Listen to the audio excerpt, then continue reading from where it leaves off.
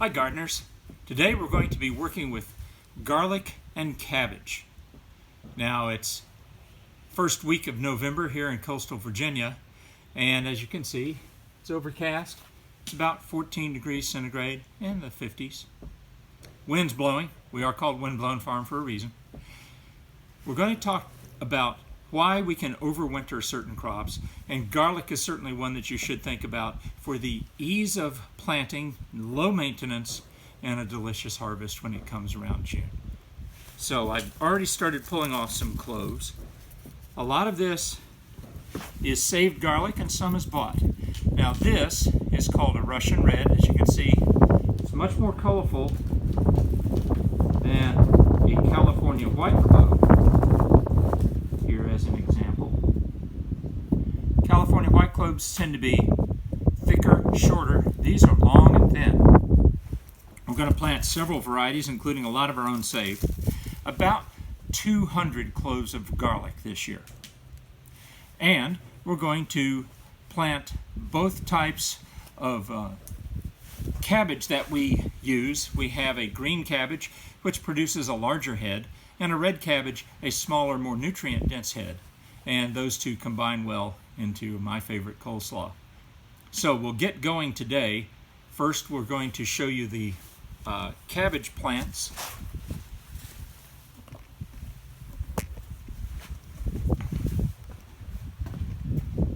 We started them in seed trays. And they're a little leggy. But these greens have their true leaves now. These are good looking plants here. 1, 2, 3, 4, 5, 6, 7, 8, 9, 10, 11, about a dozen of them. Less good are our red cabbage. We did not have as good germination on them.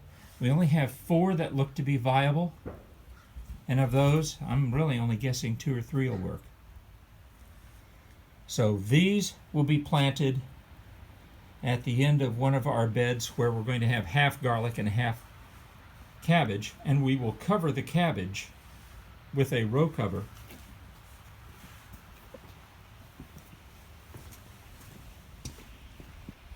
Out at the end of this bed right here.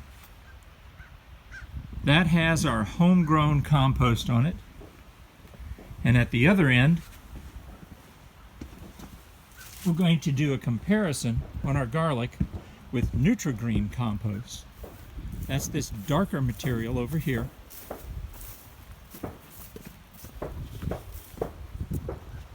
The dark bed we call bed number 7, and this is our newest bed, bed 8, and bed 9 will be made for spring planting right over there. These beds tend to get a little bit out of shape as things grow into them. As you can see, our butternut squash have been pushing everything away from this bed, and we've had a pushback and a slight cant here. There were a lot of butternut squash growing there as early as a week ago. We've harvested some of those, but it tends to push beds over. And here, intruding in this bed, is a Roma tomato, still with producing tomatoes into November, and because it's so dense in there, it's a microclimate. Well, you can see a nice tomato that's beginning to turn. We harvested some today. There's a whole bevy right there. Almost a dozen going on there, just beginning to turn, and they're protected by this dense foliage here. But that has had an effect on this bed.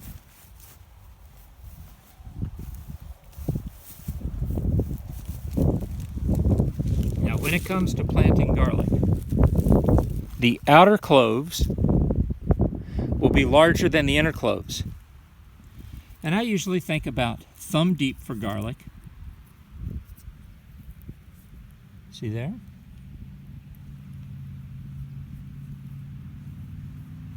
And then it doesn't take much at all to just cover. Thumb deep, press in, cover. And once you have the cloves ready, and that is the problem, is peeling out the cloves,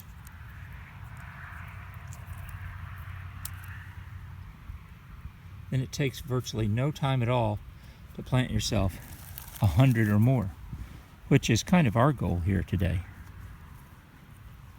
Yep.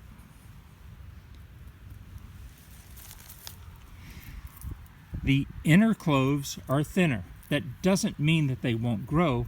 They'll just be not quite as large a bulb from these.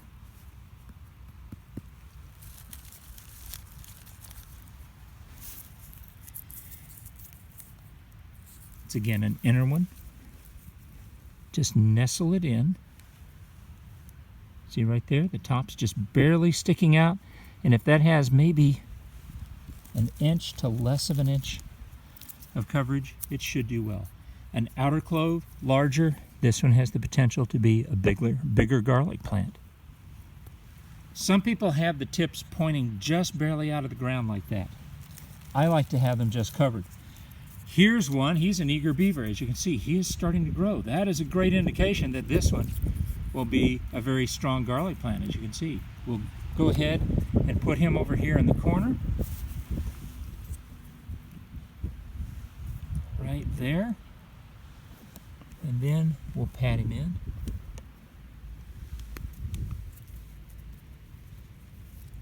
You don't want huge clumps. Last year we made a mistake when I say that garlic is not much of a fussy crop. I don't mean that it means no maintenance at all. We let too many weeds get in, and I think it hurt our yield a little bit. So we've got a 5-4 and now a 5.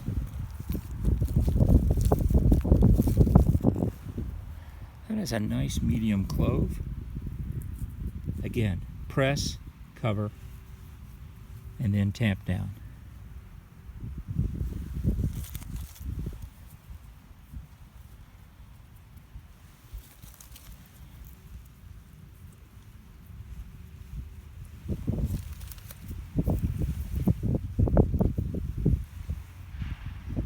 That gives you a good idea of depth right there.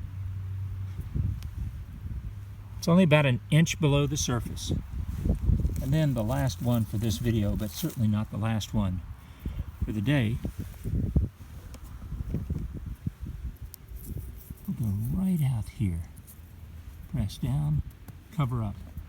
So that's now a 5-4-5. So we've planted 14 garlic there already. I'm going to, before I finish today, show you something else about a fall-winter garden. And that is your leaf lettuce production. Other leafy vegetables love cool weather.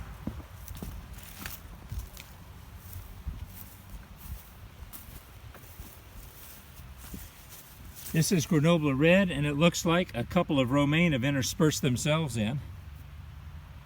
These are our radishes, and you can see them beginning to pop.